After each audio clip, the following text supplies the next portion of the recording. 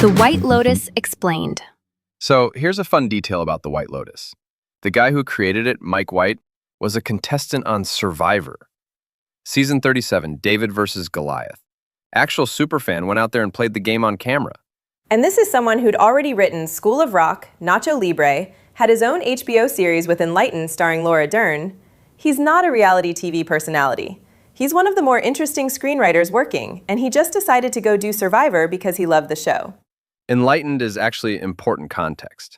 That show was critically adored. Basically, nobody watched it. HBO canceled it after 2 seasons. And then White didn't have another major TV project for close to a decade. The White Lotus was his comeback pitch, and he built it around COVID production constraints. One location, the 4 Seasons Maui, contained cast, minimal crew movement. The pandemic forced the concept, and the concept became the entire identity of the show. It was supposed to be a one-off, not an anthology. Which brings us to the cast, because the most important piece might be his friendship with Jennifer Coolidge. They've been close for decades. He wrote the role of Tanya McCoy specifically for her, not inspired by her, written for her. And Coolidge had been open about her career slowing down. After American Pie, Legally Blonde, the Christopher Guest movies like Best in Show and A Mighty Wind, she got locked into a very specific comedic lane. The calls were tapering off. White writing Tanya was genuinely a friend saying, "I know what you can do dramatically and nobody's letting you show it." That's the kind of casting that can't come from a general audition. You don't stumble into a role someone wrote while thinking about you over 20 years of friendship. And Coolidge came back for season 2. She and John Grease were the only season 1 cast to return. It's not the only long relationship White brought to the show either. Molly Shannon, who plays Shane's mother Kitty Patton, she starred in White's film Year of the Dog back in 2007. So that's a creative partnership going back well over a decade. Shannon's career path is fascinating on its own. She came up through Saturday Night Live in the 90s, Mary Catherine Gallagher, all those big physical characters, and then built a real dramatic acting career alongside the comedy. Other People, The Other Two, a bunch of interesting indie work over the years. There's a pattern with White. He works like a repertory company. He writes for people he knows, casts from personal relationships. And the actors he picked for season 1 are almost all playing against their established images, which I think is deliberate. Jake Lacy is the clearest example. He played Pete Miller on the last season of The Office. Sweet, harmless, the perfect boyfriend. He was the love interest in Obvious Child, the decent guy in Carol opposite Cate Blanchett and Rooney Mara. His whole filmography was built on being the person you root for.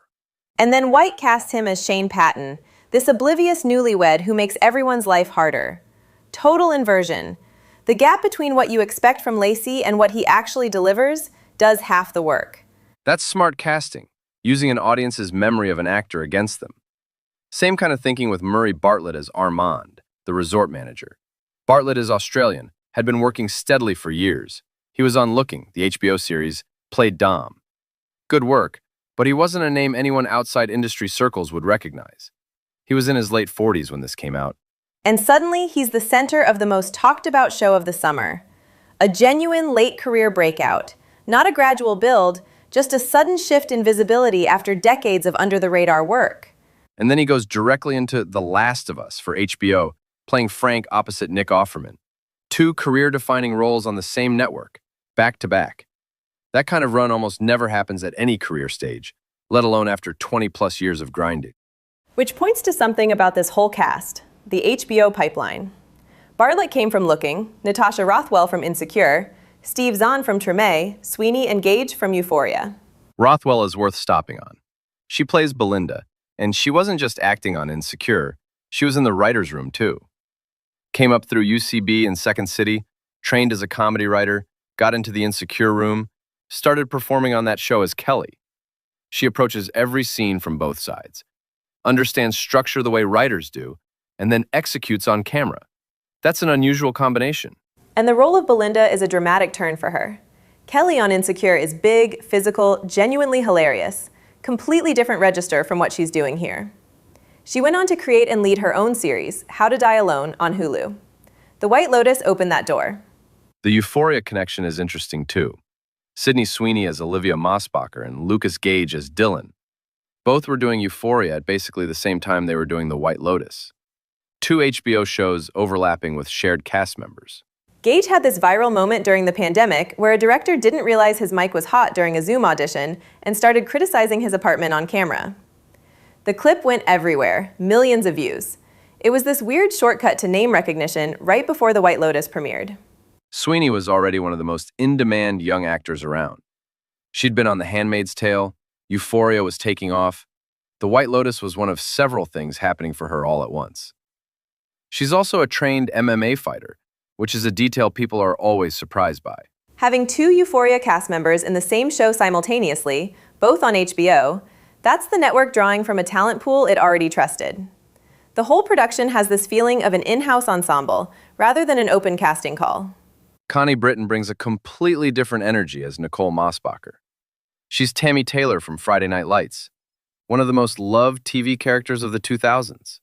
Nashville after that, American Horror Story's first season. She'd been leading shows for 15 years before this. And Steve Zahn as her husband Mark Mosbacher, he goes back to Reality Bites and That Thing You Do in the mid-90s. Rescue Dawn with Christian Bale, War for the Planet of the Apes. He and Britton had never worked together before, but they feel like a real couple immediately. Alexandra Daddario as Rachel Patton is another pivot. She'd been doing Percy Jackson, San Andreas, Baywatch, big studio action and spectacle. True Detective Season 1 was probably her most notable dramatic credit. The White Lotus gave her material that required vulnerability instead of physicality, and it showed a side of her the blockbusters never needed. Fred Heckinger as Quinn Mosbacher was one of the youngest people in the cast, pretty early in his career. He'd done News of the World with Tom Hanks and the Fear Street trilogy on Netflix. He's since gone on to The Pale Blue Eye and Gladiator 2. His trajectory really took off from here.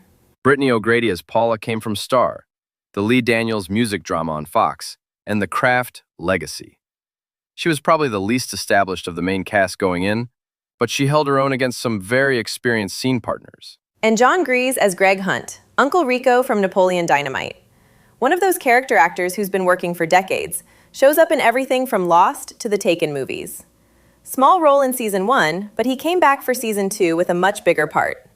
White clearly saw something in what Grease brought to even a few scenes. Kekoa Kekumano as Kai and Jolene Purdy as Lonnie are both native Hawaiian actors, which matters when you're shooting a show at a Hawaiian resort. Purdy had been in WandaVision and Under the Dome. Kekumano had done Hawaii Five-0. They brought a local authenticity that the mainland cast couldn't. It goes back to White's approach.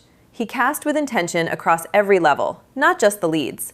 Hawaiian characters played by Hawaiian actors, every choice specific. And he wrote and directed all 6 episodes himself. No co-writers, no guest directors. That's almost unheard of for a show at this scale. Whether it was giving his best friend her comeback role, putting a nice guy actor in villain's clothing, or controlling every script and every shot. It's closer to an auteur film that happens to be 6 hours long.